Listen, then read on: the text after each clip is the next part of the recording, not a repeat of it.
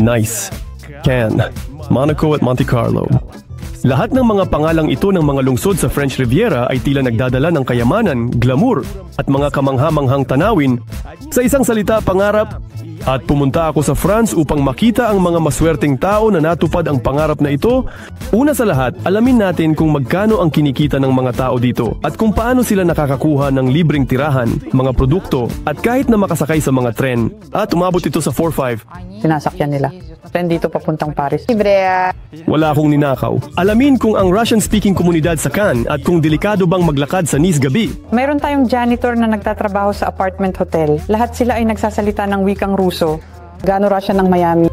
Pag-usapan kung ang presyo sa France at paano magtrabaho ang mga Russian-speaking sa Monaco sa loob ng isang araw. Kahit ang mga may hirap na tao ay naglalakad sa pulang karpet. Pupunta akong magtrabaho, pupunta akong kumita. At lahat ng ito parang bonus ay napakaswerteng nangyari. Sa parehong oras, susubukan kong alamin kung bakit napakaraming walang tahanan sa Nice at kikipag-usap ako sa isang Belarusian na siya mismo ay naging walang tahanan at pumayat ng 33 kilo. Ito ay nervyos, ito ay stress, ito ay buhay sa kalye. Binugbog ako ng ganon na nakahiga ako sa sahig, may sarili kong dugo. Sofa na itinapon at tinakpan ko ang sarili ko ng kutsyon mula sa sofa. Natulog. At saka may hirapan ako sa lokal na transportasyon. Mag-dinner ako, kasama ang mga daga sa beach ng Nice at malalaman ko kung ano ang ginagawa ng ating kabataan ngayon. Anong ginagawa niyo ron, mga droga? Oo, sa episode na ito. Marami pang mangyayari, kaya't mag-subscribe ka sa YouTube at Instagram. At tayo na!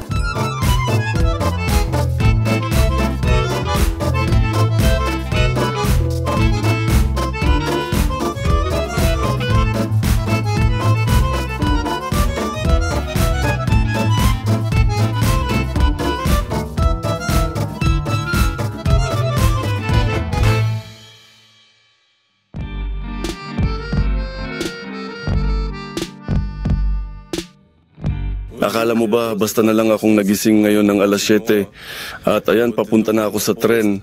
Hindi, umaga pa lang. Ito lang ang oras na maaari kang makapag-shoot ng content ng tahimik sa labas. Ito ako, maaga sa umaga papunta sa Nice sa tren. Isa lang ang hintuan ko dito. Ang French Riviera ay umaabot ng 300 kilometro sa kahabaan ng Mediterranean Sea at minsan ay tinatawag itong French Riviera. Dito, mahaba ang panahon. Beach, mainit ang taglamig at napakaganda. Nice, pinakamalaking lungsod sa French Riviera. Pinakamaraming migrante. Unang ginawa ko, pumunta tingnan paano namumuhay ang ating mga kababayan. Magkakaroon pa ng mga bayan tulad ng Monaco, Menton, Villefranche at Bolle. Pero mamaya na, una, promenade ng Nice, dito ay tinatawag itong promenade. Alas 8 ng umaga sa Nice, mainit na ang lahat. Lahat ay lumalangoy, naliligo na ang mga tao at pauwi na alas 8 ng umaga. Kung sa atin, nagmamadali sa trabaho sa oras na ito dito ay nagre-relax. Kahit yung mga kailangang magtrabaho, lalaking ito 10 minuto nang hindi nagmamadali. Pinipinturahan ang parehong lugar.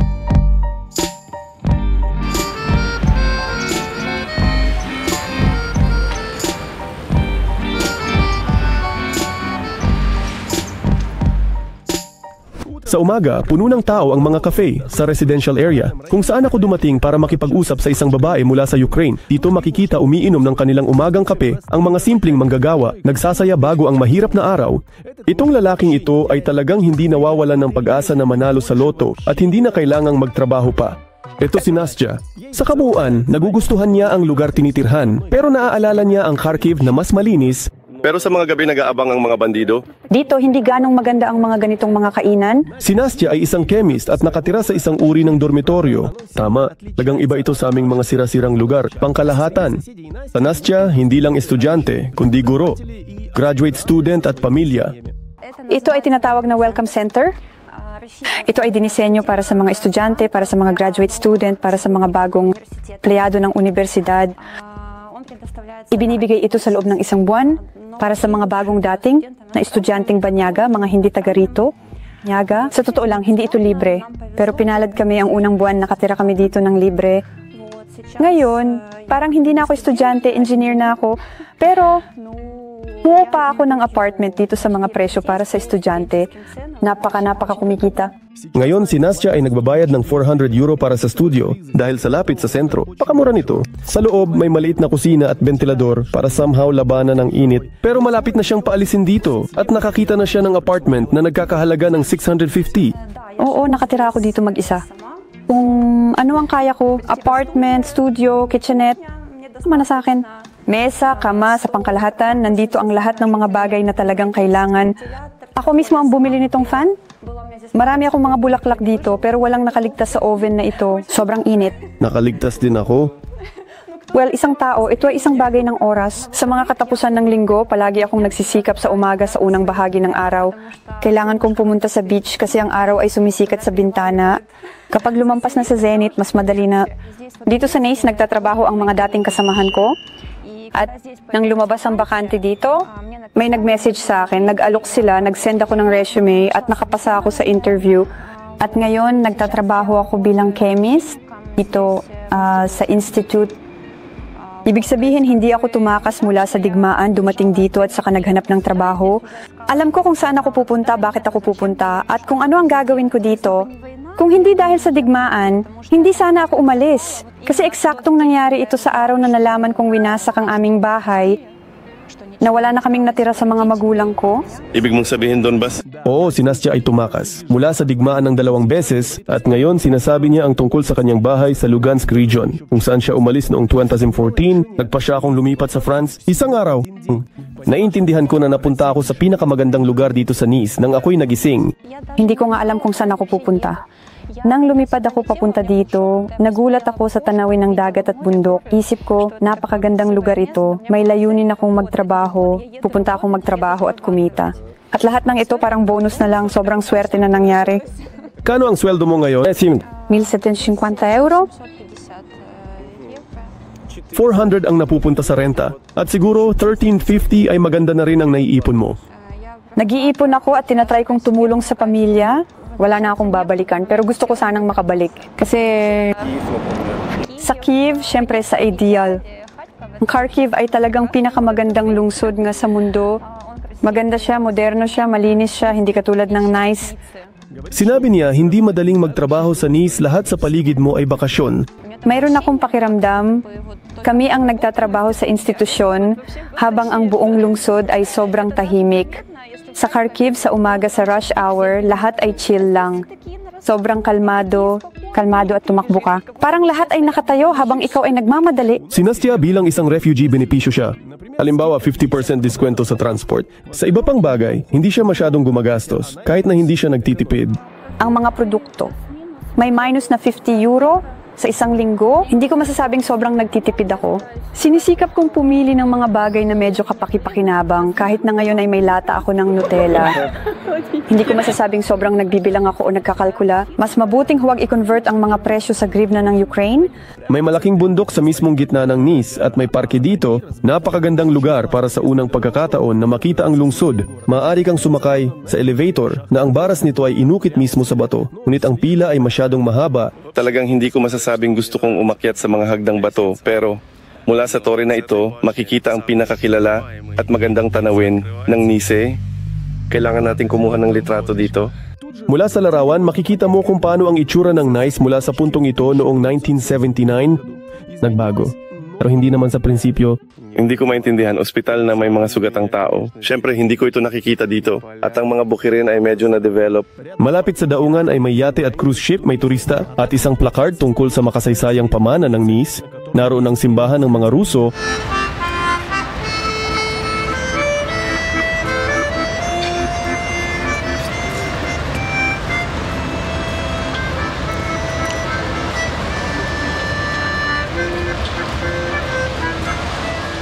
Dito ko nakilala si Anya, dumating siya galing Podmoskovy, 15 taon na ang nakalipas.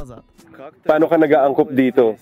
Ano ang naranasan mo bilang isang teenager noong 2008 at may naaalala ka ba? Mula noon talagang ayaw kong matutong mag-French, talaga ayaw kong makipag-usap sa mga Frances. Gusto ko lang bumalik sa bahay. Ngunit medyo mabilis naramdaman ni Anya na siya ay isang Pranses. Natapos niya ang paaralan at universidad, hindi siya nakabalik sa Russia.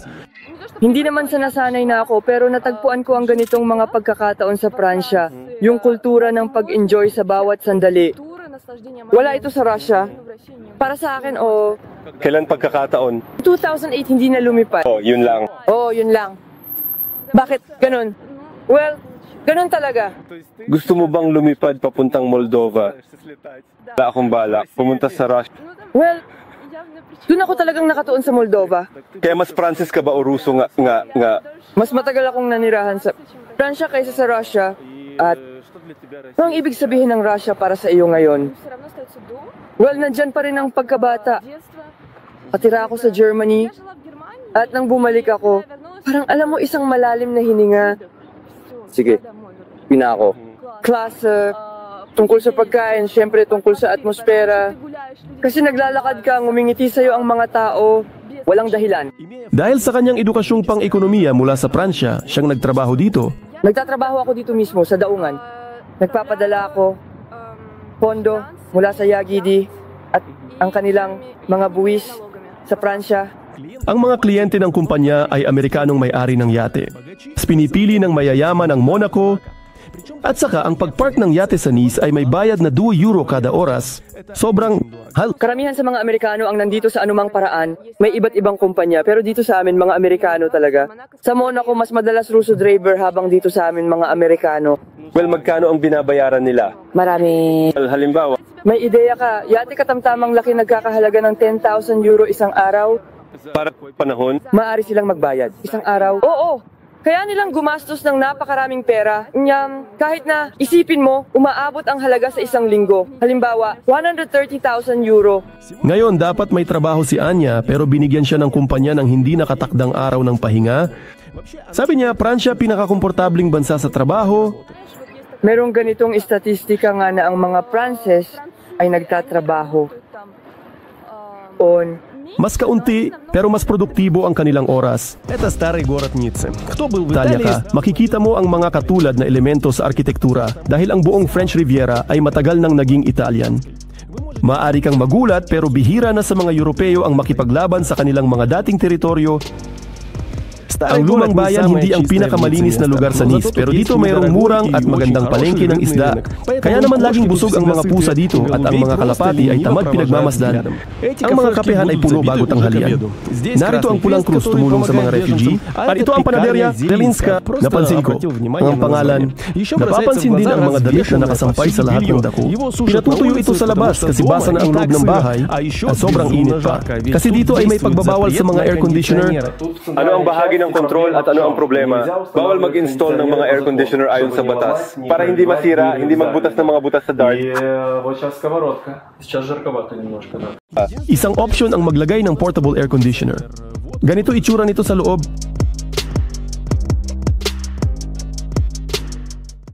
Nakarinig na ang Cannes at talagang napakakaaya-aya at marangyang bayan ito. Ito ay 10x mas maliit kaysa sa Nice sa populasyon. Dito, lahat ay mas mahal. Ang lungsod ay mukhang mas malinis at mas mayaman mula sa bus, mula sa tren, mga yate, berdeng Porsche na may kakaibang numero, casino, ang sikat na carpet ng Cannes kung saan palaging may pila ng mga taong ginagaya ang mga bituin sa pelikula.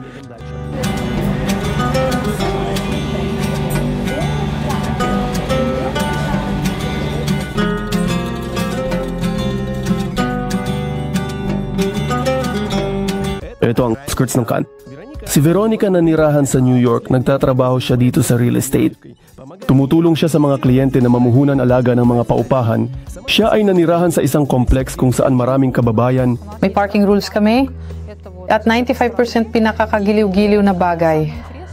Kung maglalakad ka sa parking lot, kakaroon ng mga plaka ng Ukrainian.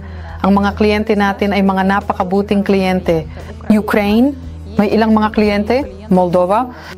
Maganda ang panlasa ng ating mga kababayan. Sa malapit ay may yacht club, tennis courts at mga sports club.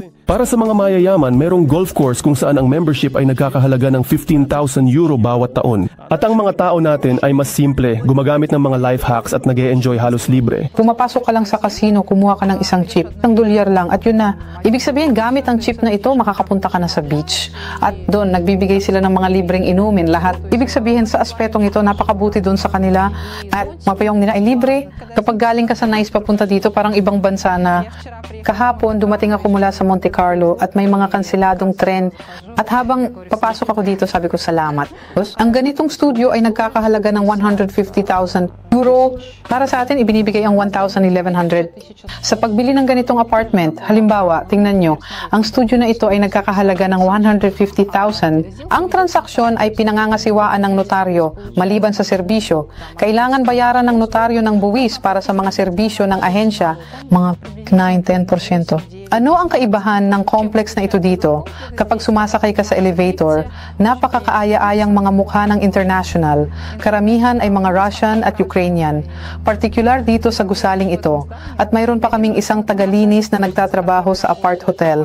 Lahat sila ay nagsasalita ng wikang Ruso. Kaunti ang mga Pranses. Hindi sa atin sila.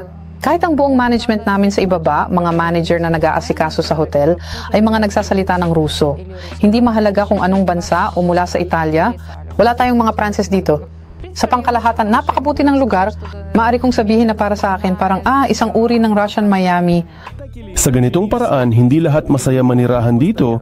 Mas mayaman ang mga refugee, nais nilang bumalik sa bayan. Halos lahat ay naghihintay na matapos ang kabaliwan. Ito para makabalik, ibig sabihin halos walang gustong manatili. Maging ang pamilyang gustong bumili ay nagbayad, totoo. At ay binayaran hanggang sa katapusan ng Oktubre. Ngayon, tutulungan ko lang ang ibang mga kliyente, kaya't hindi na sila makapagpatuloy at parang babalik na sila sa Kyiv, karamihan. Sino ang gustong manatili dito? Oo, yung mga natira, yung mga talagang dumating na walang-wala, binigyan sila ng tulong na ito. Sila nabubuhay sa tulong, hindi sila nagtatrabaho dito. Sinasabi ni Veronica, gusto mo, maaari kang gumastos ng kaunti. Sa Nice, sa mga supermarket, maaari kang bumili ng keso sa halagang 5 euro. Sa tindahang ito, pumapasok ka, ito ay 1.5 euro o 1 ruble at 10, kaya 1 euro at 10, kaya't halos wala silang pagkakaiba. May mga dekalidad silang produkto. Sa France, walang kwenta ang pagbili. Ito ay nagkakahalaga ng 5 at meron silang ilang mga tindahan sa Nice na nagbibigay ng pagkain ng libre. May mga kakilala si Veronica na talagang hindi gumagastos ng kahit ano. Naiintindihan kung paano nakaayos ang sosyalistang estado ng Pransya. And hindi ito tungkol sa mga refugee kundi sa mga simpleng migrante. Bumibili ka ng mga ganitong produkto samantalang kami libre. Sabi niya, paano yun? Sabi niya, sasama kami sa inyo. Sabi ko, nakakahiya. Sabi ko, ayaw kong tumayo sa pila. Sabi niya, hindi mo naiintindihan. At sinimulan nila akong bilangin. Pero hindi ko kayang sumakay sa tren nang hindi magbayad. Hindi ko alam. Ibig sabihin, hindi isang beses lang akong sumakay kasama nila. Oo, pero parang, hindi ko alam, hindi ko kaya. Sinimulan akong, hindi gaano karaming pera ang tipid. Pera, dito lumalabas ganitong halaga. Hindi nagbabayad tren, sumasakay sila. At tren papuntang Paris. At meron silang ganitong pamamaraan na kapag pumasok, kailangan sumakay sa mga tiyak na mga bagon. Kailangan marunong kang tumakbo ng mabilis kapag pumasok sila. Mula sa isang bahagi, kahit papaano ay nakatakbo sila. Hindi kakilala ni Veronica na sanay mamuhay, hindi nagtatrabaho. At sa huli, marami sa kanila ang napapadpad sa krimen. Maaari kong sabihin na sa Moscow parang pera at lahat. Pero walang ganitong sitwasyon tulad sa France. At tungkol sa mga nakawan dito, syempre. Tungkol sa mga nakawan, nandito... malis na ako. Scooter. Kasama Evgoga, ninakaw nila, bumili ako saklay. Sinabi sa akin, dito sa atin, sabi niya, bumili ka ng saklay para sa 300 euro, kahit na ninakaw din yan. Hindi, binili ko ito sa halagang 700 na 25 kilometro. At bumili ako ng sa Decathlon, at bumili ako ng kandado para dito sa 50 euro. Hindi ito pwedeng putulin. Kasama ng kandado? Oo, hindi. Ninakaw ito. Ang pinaka-importante, inilagay ko ito. Dumating si Sarah sa tindahan na ito sa gitna ng Cannes. May tindahan ng alahas at isang poste at may nakatayo na gwardiya. Bueno, ang haligi at ang bantay ay nakatayo kasama ang kandado na ito. Ayan, lumabas ako mula sa alley, wala na ang saklay. Kaya pumasok ako. Pulisya dun sa kanto. Dahil dito, nagtaas ng kamay ang pulis at sinabi ang serial number ng saklay. Sabi ko, hindi ko alam. Serial number. Gumawa ng 15 scooter araw-araw. mga kandado 15 bawat araw ng mga scooter. sa cans, tapos ninakaw ang pinakamahal na telepono. At paano sila? By the way, pinagsabihan na ako tungkol sa telepono. Umalis ako sa tren mula Cannes, dumating ako. At nakikipag-usap sa telepono. Itong bag na ito, oo. At dito ako naglalakad na walang saklay, walang anuman. Dito tayo lumalabas, kapag nandyan. Ang mga traffic light, at inilagay ko ang telepono, binuksan nila ang bag ko, maingat na binuksan at isinara. Ito ay napakasensitibong trabaho. Pero meron akong huling telepono. Bukod sa napakamahal nito, doon may mga file lang. Ninakawan ng sasakyan ng mga kakilala ni Veronica kamakailan. Dito sinisira ang sasakyan. Meron akong kliyente sa Porsche sa Canaboca.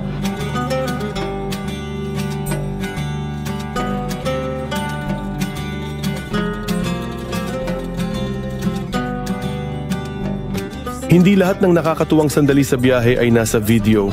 Ibinabahagi ko sa aking Instagram at iniimbak ko sa mga naka-highlight. Makikita mo rin sa aking Insta kung saang bansa ako kinukunan ngayon. Madalas akong sumasagot sa mensahe doon, mag-subscribe ka. Masaya akong makilala ka.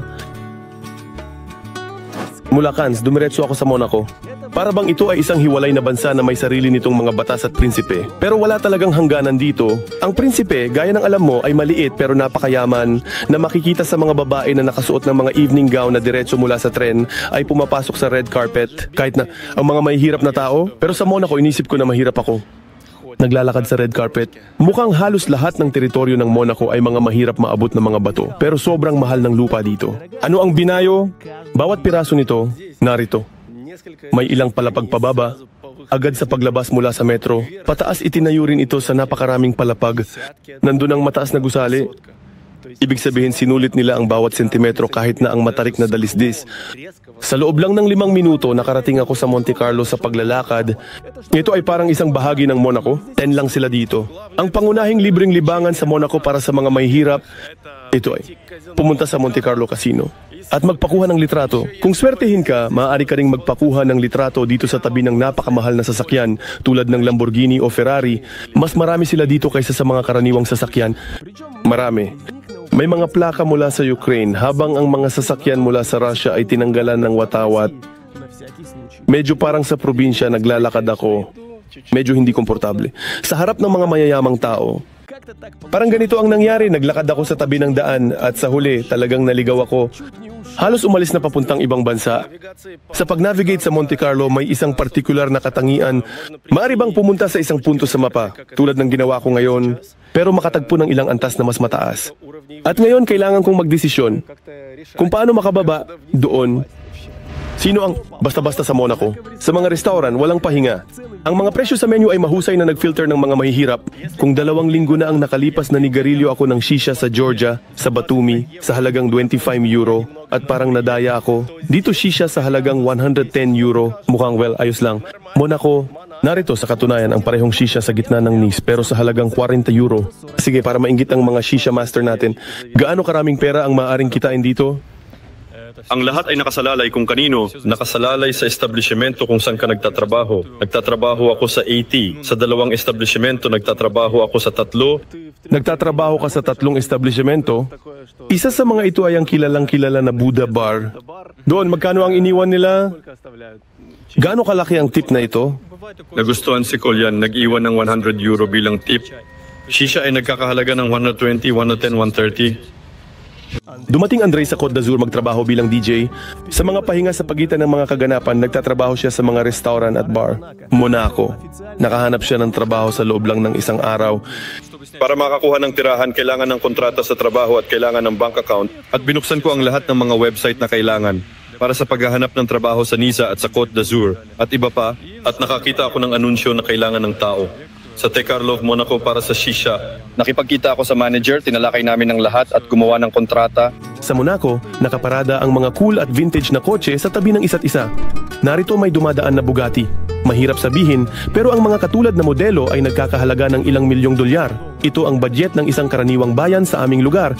Yung sandali. Ang street cockroach ay nakakita ng mas karangyaan kaysa sa napansin ko, maraming babae ang naglalakad sa Monaco walang sapatos. Ito ay dahil ang lupain dito ay masyadong matarik, pataas at pababa. Mahirap maglakad pero okay lang sa akin kaya naglakad din ako ng walang sapatos sa Formula 1 track. Sa mga placard nakita namin ni Andrei ang mga nakasulat sa Russian at sa isang bench ng alas 5 ng umaga, Ukrainians, inaanak na babae. Nakatira sila sa Monaco Libre at umiinom alak. At ngayon, ang nakatatanda ay nagkukwento kung paano ang pagtakas nila sa Moldova. At si Yulia, may kakilala siya doon. Sabi niya, ngayon tatanggapin kayo ng mga volunteer doon kung anuman. Well, pat kami, may lalaki na nagbigay ng sakay sa sasakyan. Kinuha kami, lumabas siya. Mga girls, ang saya. Pumasok kayo. Мы такие, нет, как увидели. Ну, типа волонтер, он принимает. Уже двоих там взял Украину. Maaari kang umalis Monte Carlo Nice sa pamamagitan ng bus at hindi ito mahal. Hindi lahat kumikilos glamoroso. Ito yung batang lalaki unang inilagay kanyang mga paa sa katabing upuan at pagkatapos sa katabing upuan ko. Вообще транспорт это отдельная и очень нервная история о лазурке. Sa loob ng 8 araw ko doon, nakatayo sa mga bus stop sa init, sinumpa ko siya ng maraming beses. Bad trip sa maling schedule na wala ng oras, 20 minuto late, naghintay ng 3 oras sa Nice. Dumating ako ng 20 minuto na mas late kaysa sa ipinapakita ng app. Sa kabuuan, naghintay ako ng 3 oras mula sa Nice. O kaya mas mabilis akong nakarating Franche-Comté ko. Ang bus na logistics ay maayos ang pagkakaayos sa Nice. Napakahusay tungkol sa mga biyahe sa pagitan ng mga hardinero. Talagang problema ito. Minsan may dumadaan na bus na puno at ang susunod ay darating sa loob ng 1 oras. Maaaring dumating, maaaring hindi. Ibig sabihin talagang isang problema. Ayokong maghintay sa init kaya mas nagtitiwala ako sa mga tren. Ano ang tinitingnan sa mga mapa? Ano ang gagawin? Pumunta sa tren? At ano ang gagawin? Pumunta sa tren? Ang pagsakay sa Taxi Monaco sa Belfranche ay nagkakahalaga ng 90 euro. Talagang mas mabilis at mas maginhawa ang mga tren. Kahit na madalas, kailangan pa ring lumipat sa mga bus para makapunta sa tamang destinasyon. Mas mahal ang tren kaysa sa bus pero ang mga refugee, by the way, ay libre ang sakay. Paano? Ipinapakita mo lang ang Ukrainian passport at yun na... Walang tren dito. Ngunit sa Nice mayroong ilang uri ng telepono. Tumawag ka mula sa Ukraine, ipakita ang passport, pinayagan ka. Sa taglamig, ayos, pero sa panahon, di kaya ng sistema. Ang dami ng pasahero, ang mga tao ay nakaupo kahit saan at hindi makasara ang pinto. Ang mga katawan ay nakatayo sa pintuan sa istasyon ng tren sa Nice. 1,000 tao. Siguro dumating ang 2 tren at walang nakakaintindi kung aling tren ang pupunta saan. Walang nakasulat sa mga tren. Sa aboard. Siguro nakasulat naman ang tama pero walang nakakaintindi. Nag-aalinlangan ako sa kung ano ang dapat kong gawin. Sa istasyon ng tren sa Nice, madalas na naghari ang kaguluhan. Hindi makapasok ang mga tao sa mga tren at nagmamadali silang tumakbo sa mga rails. Sa Cannes, nakatagpo ako ng hindi kaaya-ayang sitwasyon. Dumating ang tren na inaasahan ko at ng daan-daang tao. Pero hindi ito nagbukas ng pinto at ang susunod ay darating sa loob ng ilang oras. Ang tren na ipinapakita ng Google ay nagpapakita ng lahat ng mga aplikasyon na hinihintay ng lahat dito. Sa istasyon malapit sa Cannes, hindi lang nagbukas ang mga pinto, umalis na lang siya. May mga technical na problema. Ganito na lang, umabot ka na lang kung paano mo gusto. Ito ay komplikado, maaari mo ring makaligtaan ng iyong flight, hindi ka pa nakabili ng ticket. Kinakabahan ako, sa harap ng tren, ang grupong ito ay hindi makaisip kung paano gumagana ang makina sa 20 minuto at ang katabi ay hindi gumagana. Marami ang nagsabi na pwedeng sumakay sa tren na walang ticket pero pwedeng makatagpo ng problema. Madalas kong nakita sa bintana kung paano hinuhuli ang mga walang ticket kaya't lagi kong ipinagmamalaki ang pagpapakita ng akin. Merci. €1.50 ang halaga ng ganitong card para sa isang biyahe at kung makakasakay ka sa loob ng 1 oras, mga 70 minuto, pwede kang sumakay mula sa bus gamit ito at sa tram. Naghihintay ako ng tram. Mas mabuting kumuha ng ticket at i-validate ito sa tram dahil dito, madalas ding nahuhuli ang mga walang ticket. Naglalakad kami ni Igor, 1.5 kilometro papunta sa sasakyan dahil bihira lang makapag-parking kung saan mo gusto. Nagpasya siyang bumili ng sasakyan dito sa France dahil mas mahal ang magmaneho mula sa Russia. Mas madaling magbenta sa Russia at bumili dito. Madali pare lang itong bilhin. Sa lahat ng dako sa mga salon, sa ilang mga pribado. Gaano ang proseso mismo? Nagkita ba tayo? Mahirap ang proseso sa isang bagay. Ang napakahirap para sa mga Ruso ay gamit ang mga lisensya sa Russia para makakuha ng insurance para sa sasakyang ito. At hindi mo ito maiayos ng walang insurance. Paano nga ba ito nalutas? Well, Sa wakas, may mga kumpanyang pangsiguro na nagpapatunay ng iyong katayuan. Magkano ang halaga ng insurance sa isang taon? Kadalasan sa loob nito ay mga 800,000 euro. Maraming transportasyon sa Côte d'Azur pero kakaunti ang espasyo. Kaya naman dito, ang mga compact na uri ang nangingibabaw. Mga electric scooter at mga nirerentahang bisikleta. At marami ring mga moped, sobrang extreme, pero komportable. Sa harap ko, tinaman, yung isang tao sa moped, nagtatalo sila. Sa ironiya ng kapalaran, nakita ko ang aksidenteng ito 15 na minuto bago ang pagkikita namin ni Dennis na palaging gumagamit ng moped. Siyempre kinabahan ako pero naisip ko na ito ang best na paraan para makapaglakbay sa matao at masikip na nice.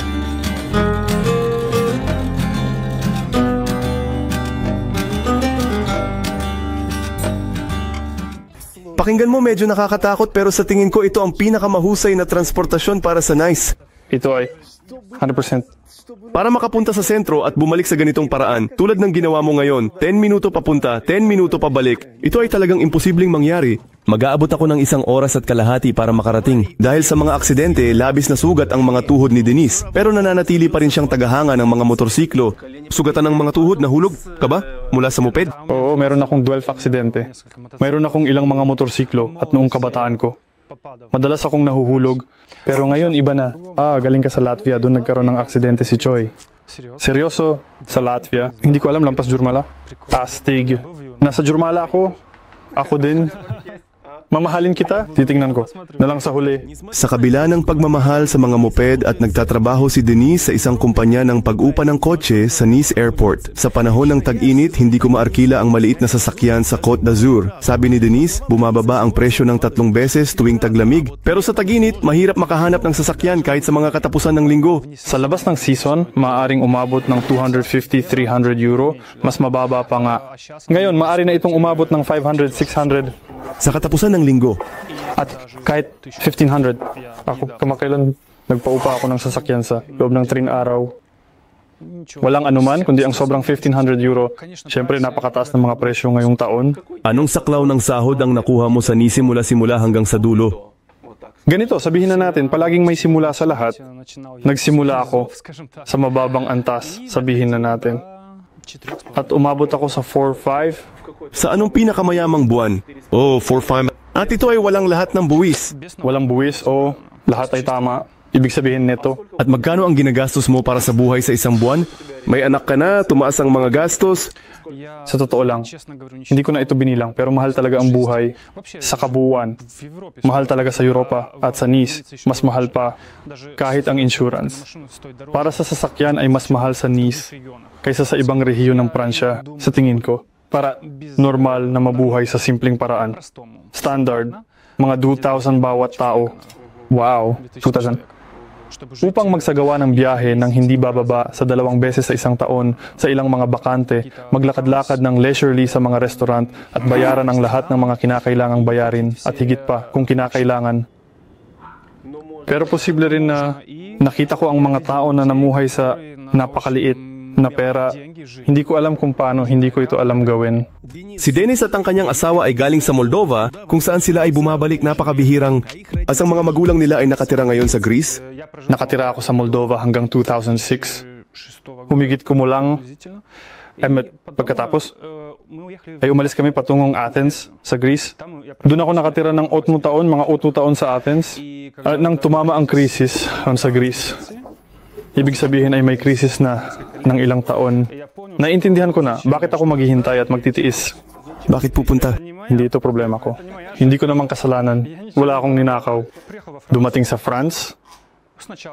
Sa simula, tulad ng sinumang tao, hindi ito madali. Pero sa paglipas ng panahon, nasanay na ako at parang nasa bahay na ako. Una, dumating kami sa lungsod ng Nantes.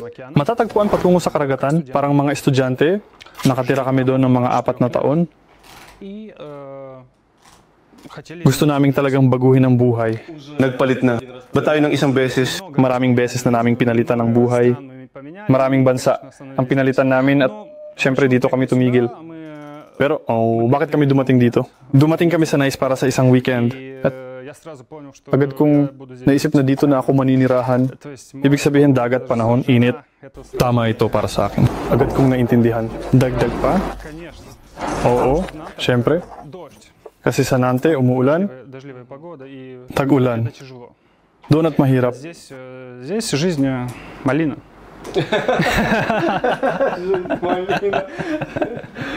Хорошо, а почему жизнь малина здесь еще, кроме климата? Well, dito, mas mataas ang kalidad ng buhay kumpara sa ibang bahagi ng Pransya. Ibig sabihin, sa ibang bahagi ng Pransya, iyon ay nasa kamay mo na ang lahat, isang oras, nag-snowboard ka sa bundok, malapit ang dagat, malapit ang Italia, halos.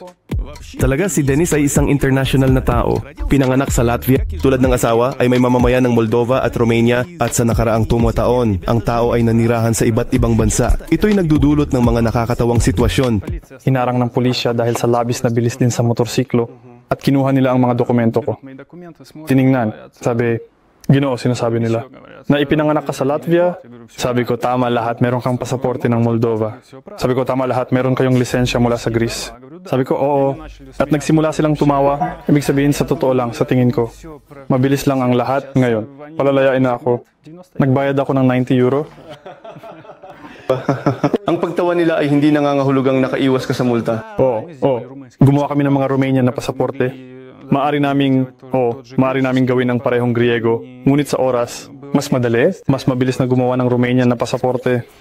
Ginawa namin ito noong 2015. Siguro gumawa kami ng mga Romanian na pasaporte at malaya, nang walang anumang stress, nang walang anumang mga problema, namumuhay, nagtatrabaho. Anong iba pang kailangan? Wala talagang anuman. Minsan nga nagtanong ako baka merong visa. Alam mo, Toto, tirahan ba? Hindi mo kailangan ng anuman. Sinabi nila sa akin na ang lahat ay mahusay. Sinasalubong ng mga bagong kasal ang mga bisita sa paraang Pranses. Sa mesa may alak, hipon, prosciutto, isang napaka-interesanting keso, mga sausage at homemade na guacamole. Sobrang masarap, halos lahat ay nakain ko na. Sabihin mo, ikaw ang nagluto nito. Tinawag ka namin sa apero. Aperitif, ito ay para sa isang baso, mga bandang 5 to 6 na oras. Sa St. Petersburg na matatagpuan sa Russia, ito ay aperitif. Mga bote ng kung ano-ano rosado o puti o rosado. At para dito may mga masasarap na pagkain.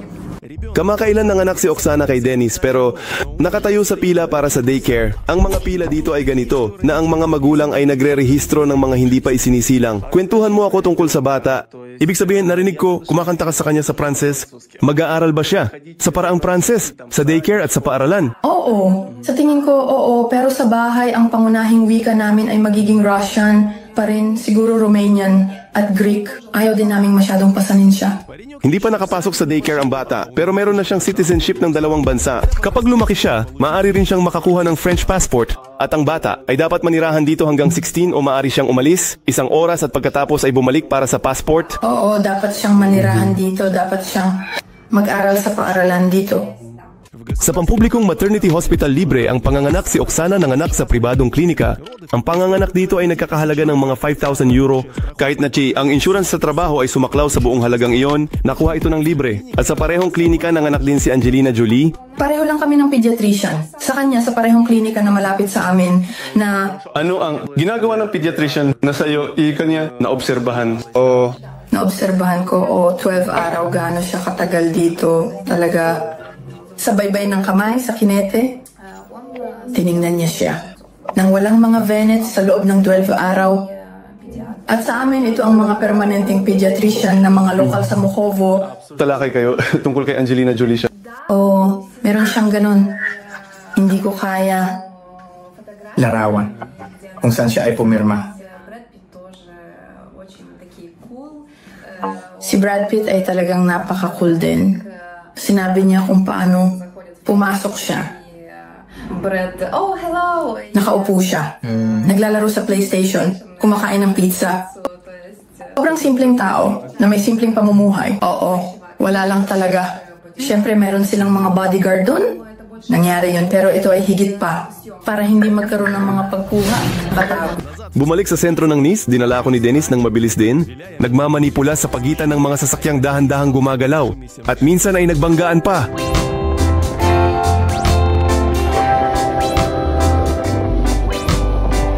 Sa gabi gustong umupo residente ng Nice sa dalampasigan maghapunan, ganun din ang ginawa ko. Kasama ang mga kaibigan, pizza at alak.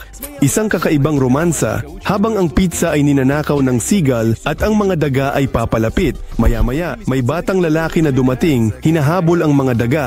Kasama si Christina, dumaan kami sa isang magkasintahan. Natutulog sa bangko, walang tahanan. Tabing dagat ng Nice, walang tao sa paligid at hindi ito nakakabahala. Gulat na hindi ito nakakabahala. Nakahiga lang sila. Hindi naman sila nakikialam, walang sinasabi. Natutulog lang talaga. Sa araw, hindi sila masyadong накикита. Буквально парочку я иногда вижу, они сидят, милостыню просят у супермаркета, но они это делают очень вежливо, очень тихо и в общем, сидят и встают. То есть остается только набережная. Ang mga tao na namumuhay sa mga sasakyan, dito sa maliliit na sedan may tao at natutulog sila. May mga tuwalya nakasabit sa paligid. Malapit sa dulo ng tabing dagat, pwede kang magparada sa tabi ng dalampasigan at doon sila nag-iipon ng sasakyan. Sa tabi ng bangko, pagkatapos na sa huli ng araw o sa gabi sa bangko, sa picnic, kumakain sila mga bata, tumatakbo sa paligid. Ang mga walang tahanan ay makikita kahit saan. May ilan sa kanila na sinadyang lumipat sa Nice o kay maging walang tahanan dito. Pero marami rin ang naging walang tahanan. Halimbawa, si Sergey, ibinenta ni Sergey ang apartment sa Belarus at pumunta sa Nice. Pagkatapos ng pagtatalo sa kanyang asawa, nakipag-away sa kamag-anak, nawalan ng tirahan at nagkaroon ng kasong kriminal. Siyempre, napakahirap para sa akin na pag-usapan ito pero parang tinapakan ako sa lupa. Sinaktan ako ng ganun na parang nag-crack yung mga buto ko. Well, hindi pa ako sinaktan ng ganun sa buong buhay ko. Sinaktan ako nakahiga sa sahig sa sarili kong 3 tao. Dinala si Sergey sa pulisya, nag-file ng kaso. Itinaboy palabas, ipinagbabawal na lumapit sa lugar, bumalik sa bahay. Marso 9, sobrang lamig. Nung gabing yon, natulog ka ba sa isang kutsyon? Sa kutsyon na yon? Sa gabing yon? Oo, nakakita ako ng kutsyon sa kalye malapit dito. Sofa na itinapon. At tinakpan ko ang sarili ko ng kutsyon mula sa sofa. At natulog. At umaga nagising ako dahil may tao sa tabi ko na sumusulat sa sofa. Ito ay matigas na bagay. Pagkatapos napunta siya sa ospital, kung saan nawala ang lahat ng kanyang mga dokumento habang siya ay walang malay, ngayon naghihintay Sergey sa paglilitis, posibleng makulong. 2 taon sinusubukan, maibalik mga dokumento. Paano ako makakapagtrabaho ng opisyal kung ako ay ninakaw residence permit, ninakaw pasaporte, walang trabaho? Dahil sa ganitong stress, sa loob ng kalahating taon, bumaba si Sergey ng 33 kilo. Tumimbang ako ng 99-800. Ngayon, ang timbang ko ay 67 kilo, 600 gramo. At hindi ito mga dieta. Magtiwala ka sa akin. Ito ay mga nerbiyos, ito ay stress, ito ay buhay sa kalye. Lahat ng ito ay nagbigay ng ganitong resulta. Ako ay 24 taong gulang. Nagbigay ako ng mga 40 at ilang sandali pa nang makita kita. Bueno, kung paano pabata ang kahirapan. Oo, may mga benepisyo. Pa rin na hindi mangyari sa sino man mga benepisyo. Huwag sana hindi napunta ang tao sa ganitong sitwasyon. Gayunpaman, kahit na nagawa na ang mga dokumento, ayaw nang bumalik ni Sergey sa Belarus. Dito sinabi na gumawa ng mga dokumento at bumalik sa Belarus. Nang umalis ako mula sa Belarus na matagal ko nang pinag-isipan, alam na alam ito ng asawa ko. Sabi ko, nagbebenta ako ng ari-arian at matagal na rin naming napag-usapan. Binubura ko ang buong buhay ko doon, dumating ako dito at lahat ay nagsisimula sa simula. Ibig sabihin, wala na akong babalikan at wala na akong mapupuntahan. Wala na akong mapupuntahan sa bansang yon. Wala na akong natirang kahit ano doon. Sa Azure, ang mga pangarap ay totoo. Ang paglipat sa magandang lugar ay hindi garantiya ng saya. Isang baso ng Pranses na alak ay magdadala sa iyo sa ilalim ng lipunan. Ito ang simula ng kwento ko sa timog ng Pransya. Isang baso ng Pranses na alak ay maaari pang dalhin ka sa ilalim ng lipunan. Ito ang aking kwento ng timog ng Pransya. Okay? Ang pangalawa ay lalabas 1 linggo mula ngayon. Sabado, 10 a.m. Vova Karmanov. Subukan ang YouTube at Instagram. Alam.